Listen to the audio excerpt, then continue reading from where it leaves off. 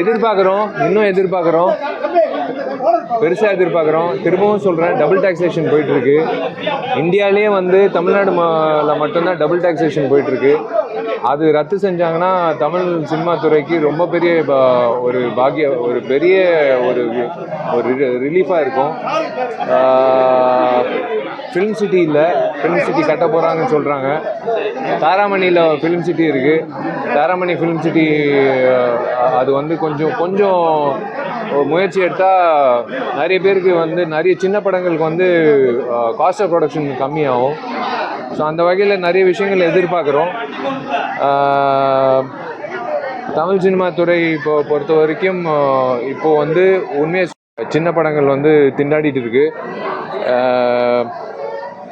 நல்ல ஒரு காலம் வரும்ன்றது நான் ஒரு தயாரிப்பாளராக, ஒரு ரசிகனாக, ஒரு நடிகனாக எல்லா வகையிலையும் நான் வந்து எதிர்பார்க்குறேன்.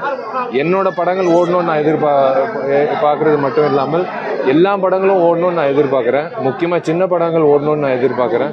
ஸோ அதுக்கு வரைமுறை, அது ஒரு தயாரிப்பாளர் சங்கமும் எல்லாரும் சேர்ந்து ஒரு நல்ல இந்த ஸ்ட்ரைக்கு இந்த விஷயங்கள் இல்லாமல் ஒரு ஆரோக்கியமான ஒரு அட்மாஸ்பியரில் வந்து சினிமா துறையை கொண்டு போனால் நல்லா இருக்கும்னு நான் எதிர்பார்க்குறேன்.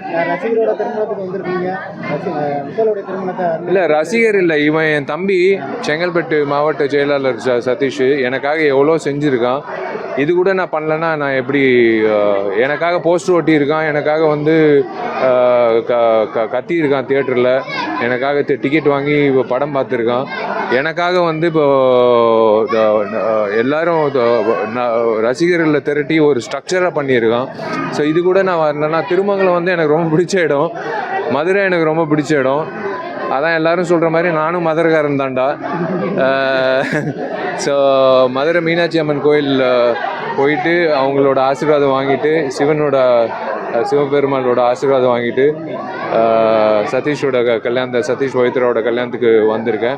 இது என்னால் முடிஞ்ச சேவை. இது வந்து பெருசாக வந்து நான் பண்ணிட்டேன் அப்படின்னு நான் வந்து பெருமைப்படல. இது நான் பண்ணணும், இது நான் பண்ணியே ஆகணும். இவன் எனக்காக என்ன பண்ணானோ நான் வந்து இது பண்ணுறதுல வந்து எனக்கு எந்த வகையிலையும் சிரமம்னு நான் யோசிக்கல. வரும், நான் தேதி நானே சொல்கிறேன் உங்களுக்கு. நடிகர்கள் அரசியல்வாதிகள் நடிகர்களாக இருக்கும்போது சினிமா நடிகர்கள் அரசியல்வாதி ஆகுறதுல தப்பே கிடையாது. ஆதரவுன்ட்டு இல்லை, வாழ்த்துக்கள் ஃபஸ்ட்டு நான் சொல்லிக்கிறேன். விஜய்க்கு நான் வாழ்த்துக்கள் தெரிவிச்சுக்கிறேன். ஏன்னா அவர் மிகப்பெரிய ஒரு அடி வச்சிருக்காரு. அரசியல்ன்றது சாதாரண ஒரு களம் இல்லை. பாராட்டணும், தைரியத்தை பாராட்டணும். வாழ்த்துக்கள் அவருக்கு, பாராட்டுகள். ஆல்ரெடி நான் வந்துட்டேங்க. பிளே ஸ்டோர் மற்றும் ஆப் ஸ்டோரில் இருந்து பாலிமர் செயலியை QR கோடு மூலம் பதிவிறக்கம் செய்யுங்கள். செய்திகளை உடனுக்குடன் பெறுங்கள்.